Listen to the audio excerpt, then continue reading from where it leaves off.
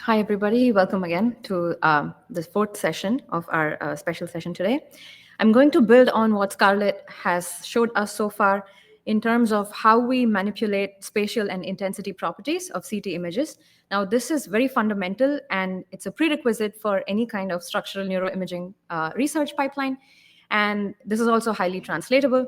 We're going to be walking through how to use this library called Simple Insights Toolkit, which is a really beneficial software or library to use if you're doing any kind of medical image analysis. For anybody who missed what Scarlett was showing before her session, if you navigate to the homepage of the ICSB GLBIO conference and go under program and agenda, look for scientific program and scroll all the way down to, sorry, this mouse is finicky, structural neuroimaging. Right here, this is the title of our special session. You will find a link to our GitHub where you can then go into session 4 and find this notebook that I'm going to be demonstrating today. So click on it, and then there's going to be an option to open it in Colab.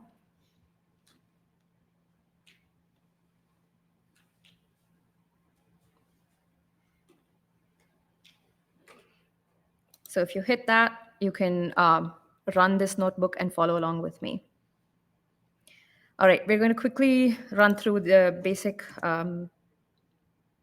software installation, or libraries, I should say. Oh, sorry, there's an issue here.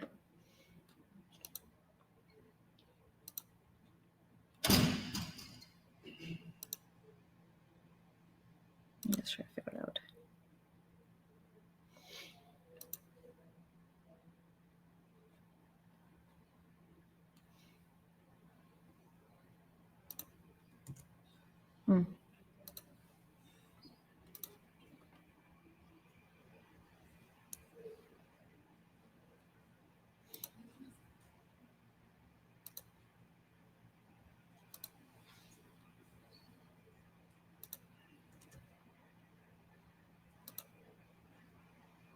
Okay, it should be accessible without having to authenticate.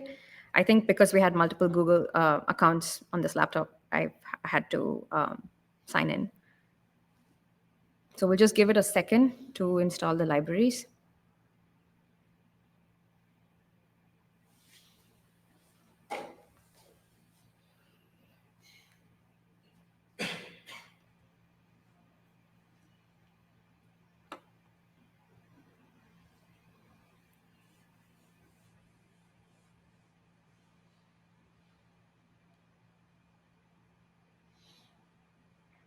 Okay, so that seems to be done. And now we're going to be importing them. And we'll be working with 2 sample images. One of them is a CT scan. The other one is a reference image, which is essentially a template. And we will see how those look. So you can download them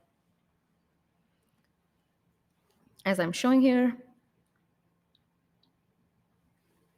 And as this does its thing, let's walk through how images are represented in SITK. So they're basically physical objects in the sense that if you see how this image is representing your brain, and then imagine you have a CT plane that's oblique and taking the image of the brain in that angle, you can look at it in 2 ways. You can look at it as an array of numbers, but you will not know what it corresponds to in terms of the pixel spacing or where your origin lies or even your orientation.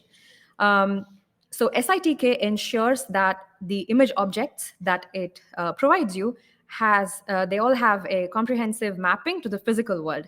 So they'll tell you exactly in world coordinates what you're looking at. Because remember, you can always interpret images as like just arrays and index them through image indices, but they actually do mean something in the physical sense. And then I think the images seem to be downloaded right now. You can check if they're there, and they are. So let's go ahead and read these things. So I'll walk through quickly, in the beginning, because Scarlett has already gone through some of these things. So SITK can allow you to read an image using just the function read image. You can access the value stored in the image at a particular voxel. In this case, it happens to be 50, 29, and 14. And you can also set the voxel value at a particular location. I'm not going to do this just in the interest of time, and it's very basic. And then you can also look at the size of the image and the spacing. So what does this spacing mean? It tells you what physical distance you're covering as you increment every single voxel in your image. So this tells you that basically if you look at a three-dimensional array, as you index in one direction, you're moving 0.41 millimeters, and in the other direction, in the row direction, you're going to be 0.4 millimeters, and in the slice dimension, it's 5 millimeters. So your voxel that you've imaged is not necessarily isotropic. It's not a cube, it's a cuboid. And then you can find out the direction of your image, the direction cosine. What that tells you is if you have an image array, you're going to have to associate physical directions to it. Are you going left or right in the patient, anterior or posterior, superior or inferior? This is what this array tells you, and it maps how the axes of your image correspond to the physical world's axis. So basically how you interpret this is that as you increment each voxel in your row direction, you're going to the right, because this is a Nifty file. And remember what Scarlett just talked about, Nifty uses RAS coordinate system, which means as you increment one direction in the first axis, you're moving right, and in the second one, you're moving anterior, and in the final direction, you're moving superior. And because this is inverted, your image is going to look flipped, and I can show you that quickly. And this is where you get the origin of the image, which is in the physical world. Where does your origin lie, right? Because remember, we're working in millimeters, and you have to be able to map your image to the world space. SITK also allows you to transform physical points to continuous indices. What that tells you is exactly the mapping between your image voxel indices and sorry, the other way around. So the physical world and the image's voxel indices. So in this case, if you examine these three lines, first we've got the image origin, which is an index. So it's like 1, 2, 3. It's a discrete index, which tells you, how you're incrementing in the rows, columns, and slices of the image. When you transform that into a continuous index, you see that it maps exactly to 0, 0, 0. And that's where your image array starts getting, or it has its origin at, right? And when you increment it by your spacing, which tells you exactly how much space each voxel occupies, you go one step, or how many ever steps you choose in the image indices. Now you can do the opposite of that, which is you can move from the image to world coordinates. So imagine you're looking at a particular pixel in your image, right? So Scarlett was showing us hematomas. And then say you have segmented the hematoma in your image, and you've got some mask, right? And that mask is going to lie in your image space. And say you want to calculate the volume of that hematoma, you will want to move to physical coordinates, because you want to calculate the volume in millimeter cube and not necessarily the image indices. So SITK allows you to do that. It allows you to transform your continuous indices to physical points. Now, this is something everybody really loves to use. NumPy, you can convert your image into an array, and you can look at its shape. So notice how in SITK your dimensions are transposed, because remember I said it treats images as physical objects. So the X, Y, Z dimensions are going to be preserved. And then you can look at the, again, Hounsfield unit distribution. Scarlett's gone over this. I'm not going to go into the details, interest of time. So I said we're going to look at how these images appear inverted, right? So when you import a Nifty image with SITK and plot it in Python using just your matplotlib function, it's going to look inverted, and it might not be convenient when you're trying to develop algorithms, just if you need visual input. So all I've done is flipped it here while I plot it, but you will see why this is not a good idea, because it ruins all the mapping that the object provides with the physical world. So I highly advise you to not just manipulate your image array without taking into consideration the directions. Now, quickly moving on, let's load our template image. And we'll get to this a little bit later, but at this point, I want to use another CT scan to show you how you can translate an image. So imagine you have two images, they're located at different physical centers, and you want to overlay one image on top of the other. What do? You just do a translational transformation. Now, SITK allows you to do that. The first thing you will do is find out where your image's center is. So if you get your array and find out the center of the images in indices. So basically using the dimensions of the image, this image array center is going to be like in IJK coordinates, and you can convert that into physical coordinates using what we discussed before, transform continuous index to physical point. And I'm going to do the same for the reference array. This was meant to be an exercise and follow along, but I'm just going to do it here. I'm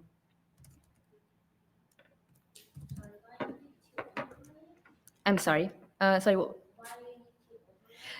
We're building up to it. I will get to it at the end, where I'm going to demonstrate how we're going to do image registration. So just to answer your question really quickly, right? Imagine you have like an atlas, like an image atlas, on which you know where different anatomies are, and you have an input image, and you want to segment that image. So you want to transfer labels from this already aligned and segmented image onto your input scan, right? So in order to do that, you're going to have to first overlay them and align them so they match up perfectly. So this is one of the first steps that you need to do in order to translate your image and overlay them. It allows you to compare across images, essentially. You could say that, yeah. Sort of, yeah. Sorry, 1 second. I think I have an issue here. Oh, my mistake. Okay. So I just want to show, this is the reference images center. We are at -0.5, 17.5, and 18.5. And the image is located at a very different location, right? So you quickly calculate your translation, which is just the subtraction of the vectors of where your images centers are. And simple Insights Toolkit will allow you to create a translational transform. Now, I just want to preface this by saying every transformation in simple ITK is in the form of a resampling method, if you will. So you first define the exact transformation that you want to apply, and then it takes your image from the native space, it applies the transformation on top of the image, and it gives you the output, in the sense that it resamples your original image as per your transformation that you define. So there's a class called the affine transform, which basically allows you to initialize, what kind of transform you want. Affine transformations include translations and even scaling and skewing, along with rigid transformations like rotation. So the first thing you will want to do is you want to set the center of that transformation to be the center of your image. Because if you don't do that, you're going to have the image move out of bounds, and then you're going to initialize the translation to what you calculated right there. Following that, you will have to define where your physical boundaries of the image are. So remember how I said, if you have your image array, that really corresponds to a physical space. So you want to find out where the bounding boxes of that physical space are. So you get the extreme points of your image, and you calculate them in terms of physical coordinates. And that is what this part does, which allows you to define the origin of your new resampled image. And let's just, run this, because I want to show you guys the output of this. And we've got the translated image and the translated image array. And now when we look at the center of our image, which has been translated, and the original reference image we were using, they match. They're exactly the same. And this is what we sought to accomplish in the beginning. There is one thing which we will observe here, which is kind of anomalous, which is a translation should not change the values in your array, right? It should just move it from one place to another, but we are seeing here that it's not the same. So there's something that we missed, and that lies in the direction cosine that I was telling you about before. I said how it's problematic to just change your array orientation without taking into account how the directions are. So if you revisit this function, you will see that in the output direction, I've just initialized it as identity, which is what caused the problem. Additionally, we've not taken care of the output origin in reference to how the image is oriented. Again, I wanted, this to be a follow along exercise, but again, in the interest of time, I'm going to fill this out myself and show you how we can fix this issue. Just give me 1 second.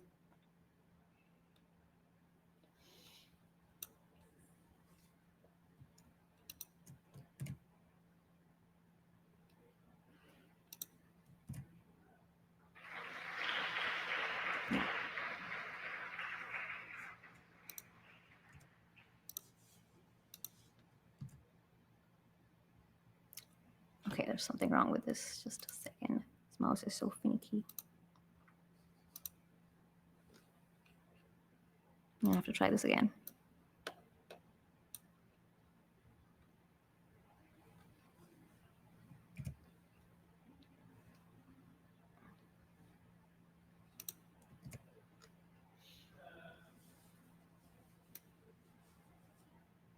Right. Sorry about the technical issues.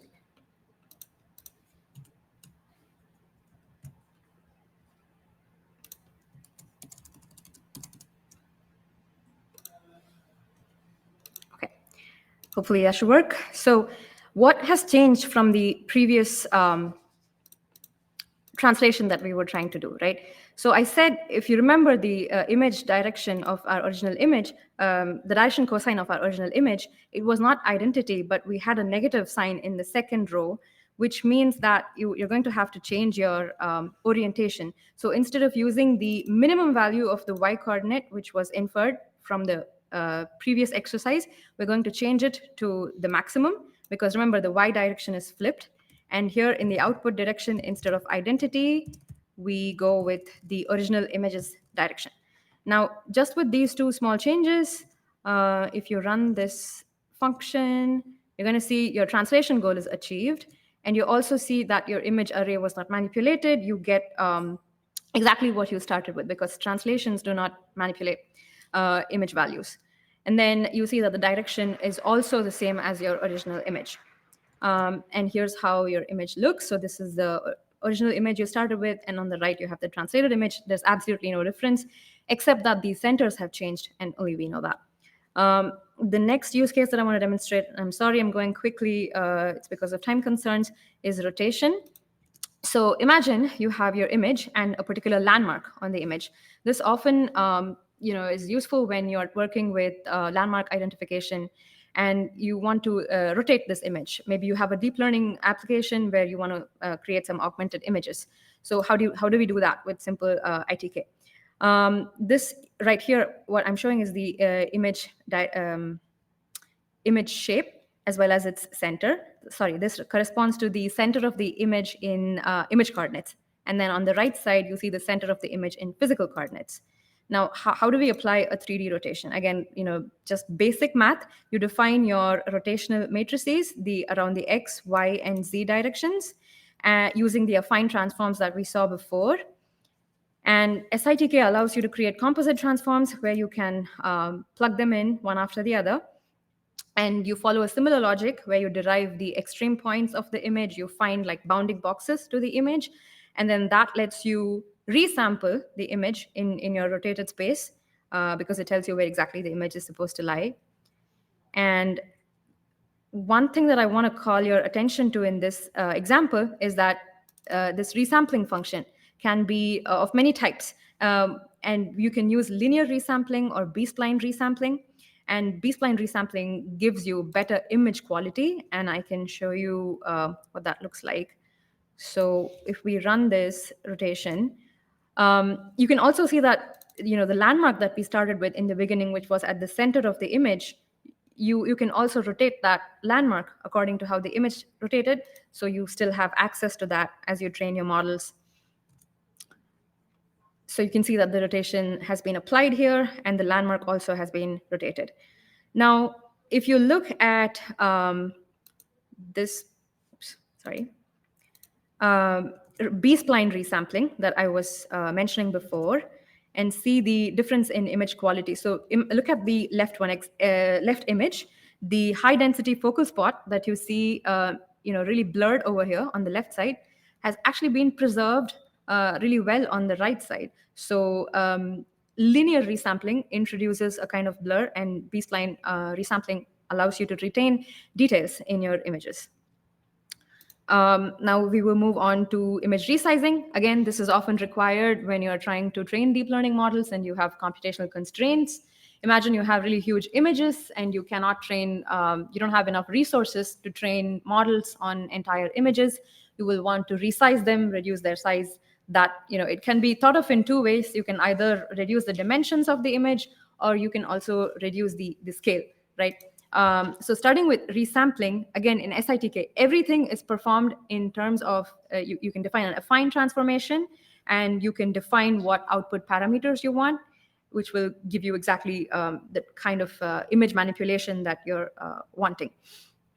So just because we want to resize the image here and we don't want to apply any kind of transformation, I have set the initial transformation to be identity. So there's not going to be any rotation. All we change here is this. So we compute different spacing based on the target size. Now, what does that mean? Remember how I was saying every voxel has its own physical space or physical dimensions, right? Imagine it is 1 millimeter by 1 millimeter by 1 millimeter.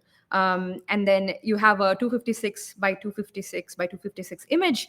Now, if you want to resize that to 100 by 100 by 100, what will eventually change is your voxel spacing. And you can calculate that just by basic algebra, and then arithmetic, and then you're going to end up with your resized image. So this is the original image that we start with. It's 512 by 512 by 28, and you have a particular image spacing. And this is what we wanted to resize it to, 256 by 256 by 100. And then you can see that after you apply that transformation, you've got what you initially set out to achieve. So you've got the required size, and you also see that the voxel spacing has changed to 1 millimeters. And here we're going to visualize the images, and you will see how the scale also has been impacted because we did not do any kind of cropping. Again, I'm going to skip this part and go to, sorry, this was again meant to be an exercise. I'm going to have to fill it out myself. Just give me a second.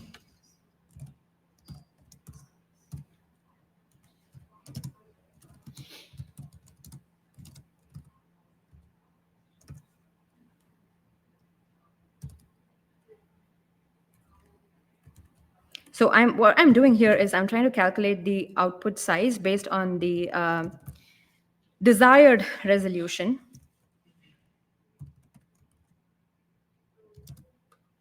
One sec.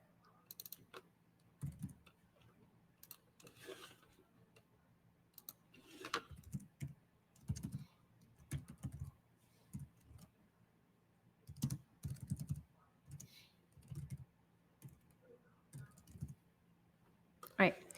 I'm sorry I have to rush through this, but you all have access to the notebook, so if you're interested, you can always follow along the comments. So here I am resampling the image. Okay, one second.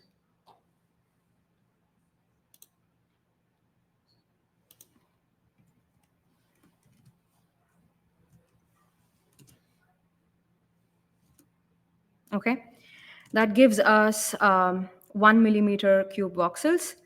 And we've gone over how to resize them, resample them, and translate them. Now, the next thing I want to show is queuing, but this is not prominently used in augmentation techniques. So I'm just going to show you how the output looks. So you can define your skew matrix, again, using an affine transformation. And you can set what you want your matrix to be. And you can look at the output. So you see this is the original image, and then this is the skewed image. All right.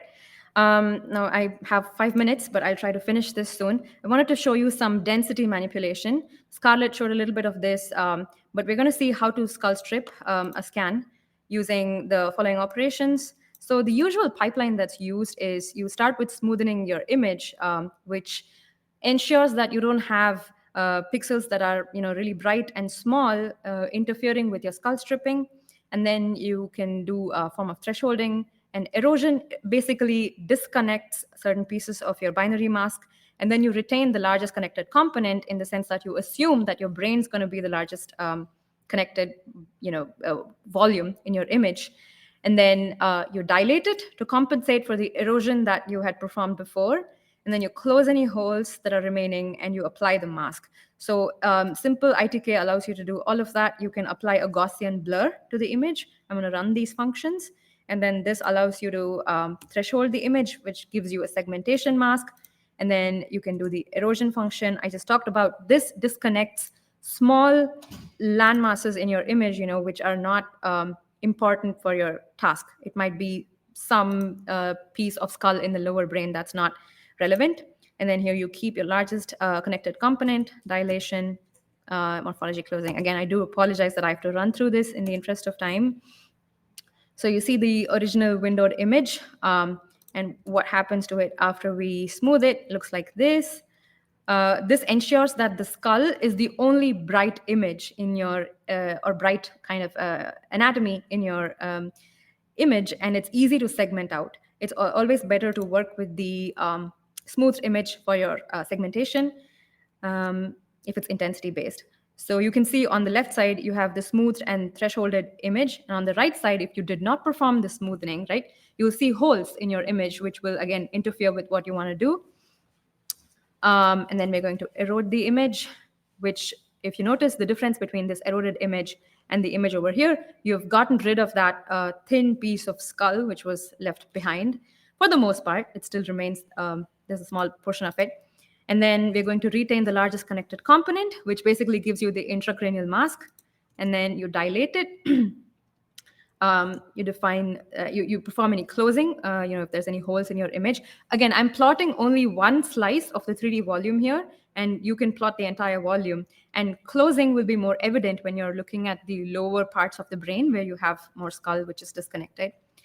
And then here's your skull strip brain. So you can clearly see the difference between just windowing on the right side, which is just manipulating intensities, versus on the left, what we just went through, which is smoothing and your whole pipeline of density manipulations. You get a very clear and nicely segmented out brain from your skull. All right, now we'll. This again comes back to the question that you were asking before. So why do we have to align images, right? Registration is the use case here. So imagine you have a template on which everything is clear, nicely segmented. You have a bunch of images that you want to analyze, and you want to bring them in alignment. This seems to be a very easy problem, but it's actually not, because it involves solving an optimization problem. So you have to find the right spatial mapping, which optimally moves your input image to the reference images space. And you have to pick a cost function, which will tell you how similar your images are going to be as you register them, because you need to know whether you're doing a good job. Are you going close to the reference image, or are you doing something totally wrong and unexpected? And then you have to find which optimizer to use, which kind of sampling strategies to use, and you have to avoid some pitfalls. And one of these is actually not translating. Remember how I was saying translating the images to align their centers is super important, because say you have an image, for the people here, you can see me, say you have an image here and you have your template right here, right? And your image is slightly rotated and you want to find the spatial alignment. You can be doing everything over here, but you're still not on the image, right? You're still wasting your degrees of freedom in your transformation. So it's important to align them. Here, let's look at what the reference image looks like. So this is not a real CT scan. It's an averaged CT scan. It's perfectly aligned. And this also has segmentation labels. Now, if you want to map your image onto this, I can show you what the recommended course of action is, because I'm really low on time. So you perform isotropic resampling, which I showed in the beginning. You're changing the image spacing, and then you calculate the translation. We've talked about that before. And again, I don't have time to go into this, but I'm sorry, I'm just going to show you the output of this. Here I'm sampling the images to be matched in the same direction. We have to cast them to have the same data type. And here's where the rigid registration comes into play. Remember how I was saying we have to pick an optimization metric, and here we're using mutual information.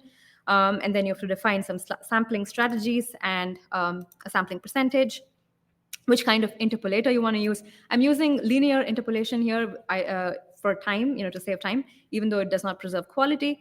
And then we go into some optimizer settings. And because simple ITK performs registration in multi-resolution framework, it basically takes your image in the original scale, shrinks it by factors of 2, and then it tries to find the optimal mapping, and then you define your final transformation. Now let's see what that looks like. Just want to show you the results.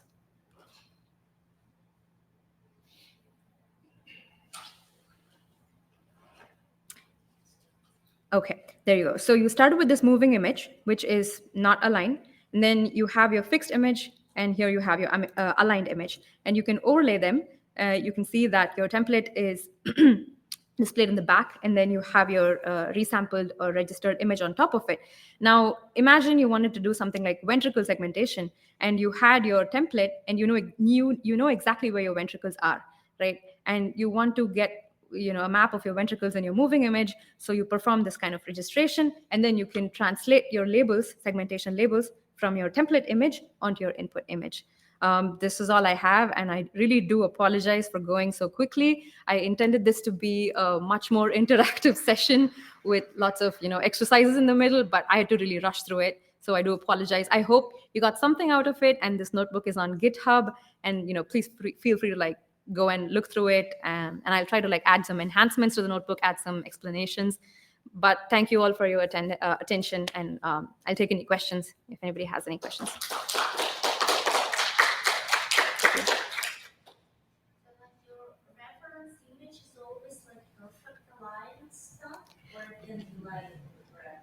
Yeah, so a template is built in a way, it's made in a way that is always perfectly aligned, and it's also aligned according to neuroanatomical landmarks. So there are these things called the anterior and posterior commissures, and there's an atlas in medical imaging wherein they define your coordinate system. So it's like the North Star in a way. Anterior commissure is always 0, 0, 0. So this reference image is aligned in such a way that it's perfectly standardly aligned.